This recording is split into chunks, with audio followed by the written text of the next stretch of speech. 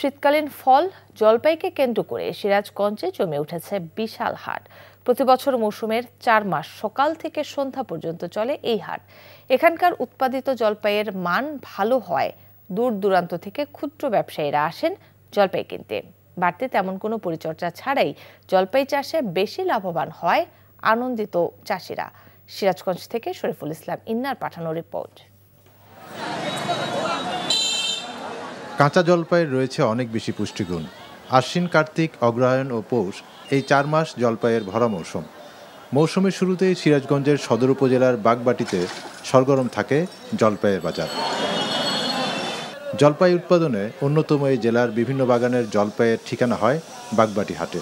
চাহিদার চেয়ে যোগান বেশি হওয়ায় সেখানকার জলপাই রাজধানী ঢাকাসহ দেশের বিভিন্ন জেলায় চলে যায়। প্রতি হাটে প্রায় 4 থেকে 5 লাখ টাকা জলপাই কেনাবেচা হয় বলে জানান স্থানীয় ক্ষুদ্র ও খুচরা ব্যবসায়ীরা। 40 বছর হলো এই জলপাইয়ের ব্যবসা আমি করতেছি। আমরা এই জলপাইটা মূলত যখন মুকুল আসে তখন আমরা বিভিন্ন এলাকা থেকে বাগান সংগ্রহ করে কিনি। আমি বাগবাটি হাটে আসি, 1 মণ জলপাই বিক্রি করলাম 600 টাকা মণ।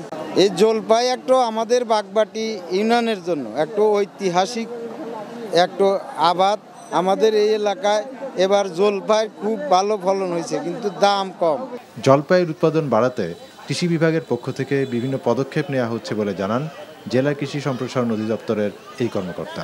আমাদের গবেষণা প্রতিষ্ঠান থেকে যদি 12 মাসি জলপাইয়ের কোনো জাত উদ্ভাবন হয়ে থাকে করা যায়, তাহলে কৃষকগণ আরও উপকৃত হবে।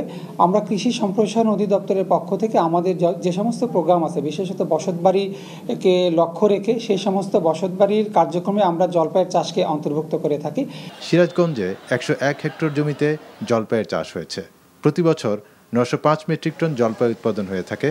সড়ক অবকাঠামোগত উন্নয়ন করা গেলে জলপাইয়ের বাণিজ্য আরও বাড়বে বলছেন সংশ্লিষ্টরা। NTV news desk.